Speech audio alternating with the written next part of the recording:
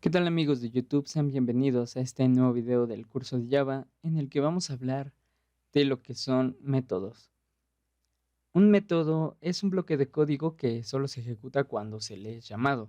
Se le pueden pasar datos, conocidos como parámetros, y además estos métodos se utilizan para realizar ciertas acciones. En algunos otros lenguajes de programación se pueden conocer como funciones. Ahora, quizá la pregunta sea ¿para qué utilizar métodos?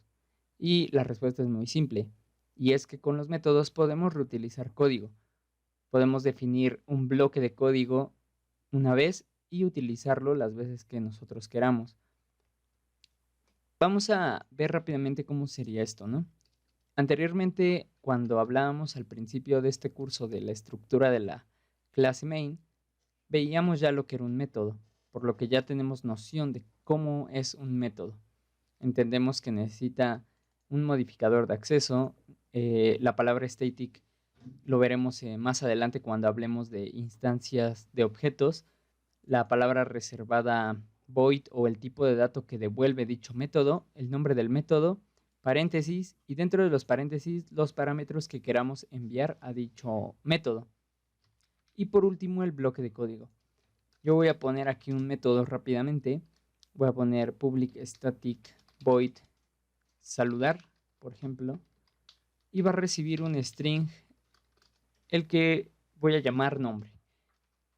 Ahora, Java también ya nos proporciona algunos métodos, ya nos provee de ciertas herramientas para utilizarlas, como por ejemplo la forma en la que imprimimos datos en consola.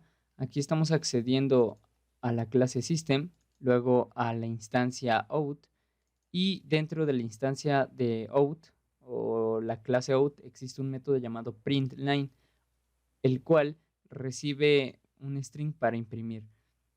Entonces, estos métodos que ya nos da Java de por default pueden ser utilizados en nuestro programa, pero además nosotros podemos crear nuestros propios métodos para darle un poco más de sentido a la lógica que programemos, además de, bueno, crear nuevas funciones.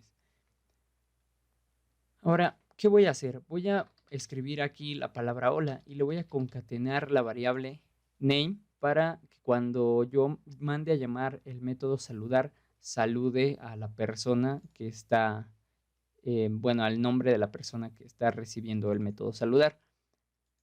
Voy a usar ese método en mi método main, en mi método principal. Voy a escribir saludar y le voy a pasar el nombre que sería, por ejemplo, YouTube. Pongo punto y coma y esto pues está bien, ¿no? Ya podría funcionar. Si yo ejecuto el código, me deberá de imprimir en consola hola YouTube.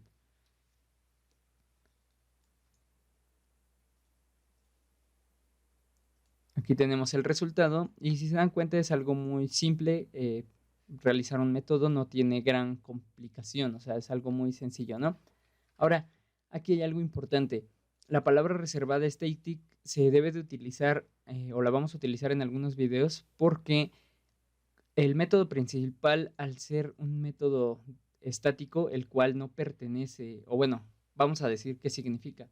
Y es que este método pertenece a la clase main y no un objeto que vendría siendo la instancia de la clase main.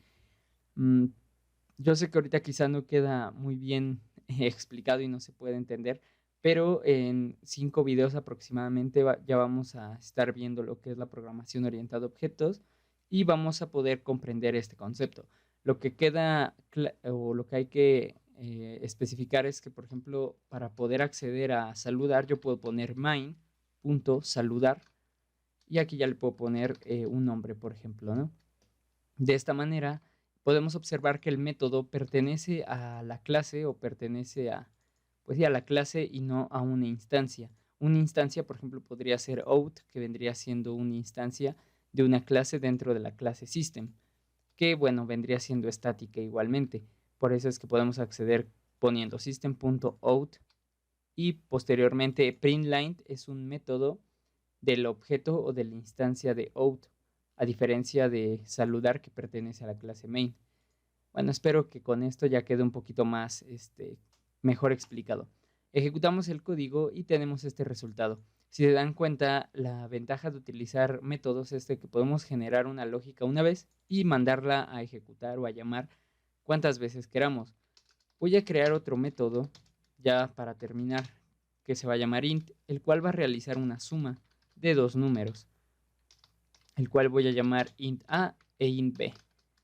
Ahora, como este método está devolviendo un tipo de dato entero, necesita utilizar la palabra reservada return para poder devolver pues lo que vendría siendo el tipo de dato que estamos solicitando.